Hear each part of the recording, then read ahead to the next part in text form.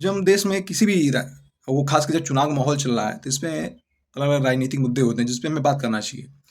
जो हम देख सकते हैं कि जब कोई भी देश में कार्य होता है या कोई भी देश सरकार होती है, कोई कार्य करती है नहीं करती, जैसे कोई एक जो छात्र जीवन होता है बड़ा ही अनमोल होता है, तो इसमें हमको और छात्र सभी छात्रों का ये दायित्व होता है कि स्वतंत्र रूप से अपने राजनीतिक मुद्दों को अपनी बातों को रखें और देश की जो हमारी तत्कालिक गवर्नमेंट होती है, रूलिंग पार्टी होती है, उसके कामों को देखना चाहिए कि क्या कर रही है क्या नहीं।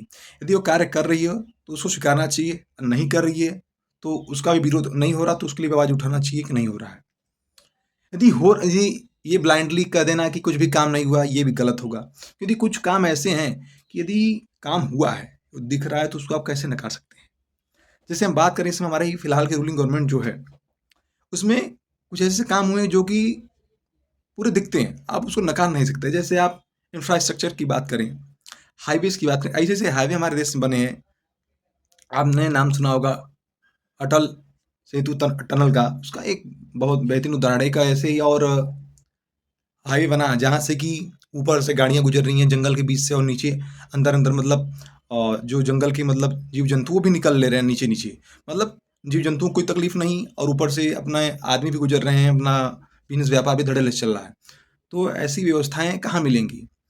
और जहाँ पे इतने बेहतरीन हमारे नितिन गडकरी जी ऐसे अ, मिनिस्टर हों, उसके बाद देखते हैं वहीं पे हमारा जो आस्था केंद्र है, हमारे मंदिर हैं, जिनका जिनको एकदम छोड़ दिया गया था। मतलब कहा गया था भगवान तो हैं लेकिन भगवान को भी भगवान के भरोसे छोड़ दिया गया था। कहा गया कि जब ईश्वर जब आपके लिए हैं तो यदि आपको भी ईश्वर के लिए नहीं खड़ा होंगे तो कोई मतलब नहीं होता है। तो हमारे जो आस्था केंद्र हमारे मंदिर उसका भी कायाकल्प हुआ है, निर्माण हुआ है और हमारे आस्था को भी संरक्षण प्राप्त हुआ है। उसके बाद जो भी शिक्षण संस्थान है, चाहे वो आईटी हुआ, एम्स हुआ, इसके पहली गवर्नमेंट की अपेक्षा आप देखेंगे तो उसकी अपेक्षा में औसतन देखें तो काफ़ी संख्या में आईटी की संख्या बढ़ी है, आईटी संस्थान की संख्या बढ़ी है, एम्स की संख्या बढ़ी है। अलग-अलग और भी सैकड़ों की संख्या में नए-नए विश्वविद्यालय बने हैं, अलग-अलग स्टेट्स में। और सबसे बड़ी बात कि जो हमारे माननीय प्रधानमंत्री नरेंद्र मोदी जी ने आए थे जो एक नारा दिया कि make in India, made in India, वो बहुत बड़ी चीज़ थी। लोगों को बहुत लोग उसको समझ नहीं रहे थे लेकिन आज वो सच में वो दिख भी रहा है धरातल पे। आप देखिए तो आज ख़ास करके जहाँ पे हम डिफेंस के मामले में और सबसे बढ़िया देखिए राजनीतिक मुद्दे जो बात करते हैं तो 2 थ्योरी आती है, एक रियलिस्टिक थ्योरी, एक आइडियलिस्टिक थ्योरी। मतलब एक आइडियलिज़्म का और एक रियलिज़्म यानी यथार्थवाद, एक आदर्शवाद। तो जो राजनीति होती है चाहे नेशनल पॉलिटिक्स हो चाहे इंटरनेशनल पॉलिटिक्स, वो उसका पूरा जो आधार था वो तो नेशनल इंटरेस्ट होता है। मानी यदि इंटरनेशनल में बात करें तो हमारा नेशनल इंटरेस्ट होता है। वो भी हमारी नेशनल पॉलिटिक्स उनमें भी इंटरेस्ट ही देखा जाता है। तो सारा जो भी मुद्दे तो उसका जो आधार तो हमारा हित होता है। वहीं पे हम डिफेंस के मामले में हर चीज़ जो इक्विपमेंट होते थे हम विदेशों से हमें अदर देशों पे डिपेंड होना रहता था, पड़ता था। लेकिन इस बार पहली बार ऐसा हुआ है कि 84 देशों ने भारत की बनाई हुई चीज़ों को खरीदा है हमसे। यानी कि बात 2023-24 जो सत्र था उसमें भारत ने 21,000 करोड़ तक का इक्विपमेंट का इम्पोर्ट नहीं बल्कि एक्सपोर्ट किया है। ये है मेड इन इंडिया पावर। मतलब एक समय था 2014 में मोदी जी आए थे और नारा दिया था कि made in India, make in India. आज वो दिख भी रहा है।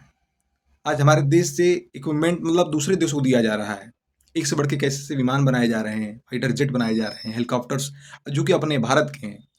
और ये सच है, कोई भी देश तभी सशक्त हो सकता है जब उसी देश में कोई भी चीज़ जो हम यूज़ करें वो अपना हो, खुद के देश का बना हुआ हो। और यही भाई हम अपने इंडियन नेशनल मूवमेंट की तरफ जाते हैं तो वहाँ भी स्वदेशी आंदोलन का आंदोलन चलाया गया।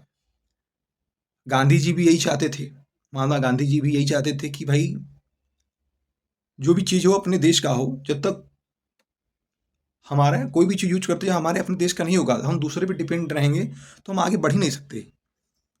भाई आज हमारा सबसे बड़ी बात है कि देश में हम कुछ भी खाने पीने या रोजगार की बात तो एक अलग मुद्दा है, लेकिन हम तभी कुछ कर सकते हैं जब हमारा देश सुरक्षित होगा। यदि हम सिक्योर ही नहीं हो, हमारा बॉर्डर सिक्योर ना हो, कभी डर लगा रखा हो हमारे पर कोई हमला कर देगा, तो हम कैसे सुकून से रह सकते हैं। यदि हमारा हमारा कहा जाता है ना कि आप घर ही बना कर क्या करेंगे जब आपकी भूमि ही नहीं रहेगी। तो मान लिया घर बनाया लेकिन आपकी भूमि कोई कोई दूसरा है उसका कब्जा कर लिया, तो घर बनाने से पहले वो भूमि जो है आपकी होनी चाहिए, उस पे आपका कब्जा होना चाहिए, उस पे आपको सुरक्षा होना चाहिए, सुरक्षित होना चाहिए।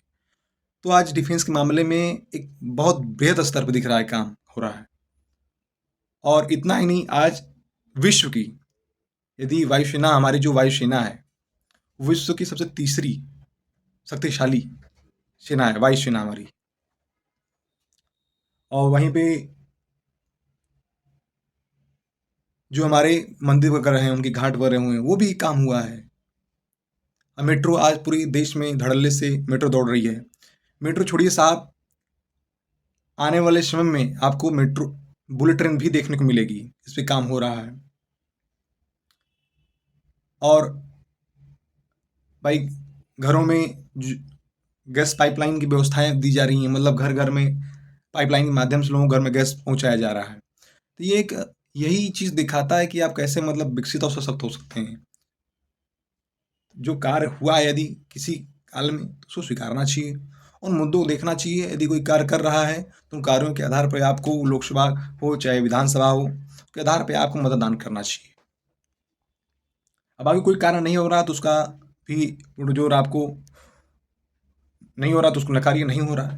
लेकिन ये हो रहा है तो ब्लाइंडली ये नहीं कि कुछ नहीं हुआ, ये सब बेवकूफ़ों वाली बात है।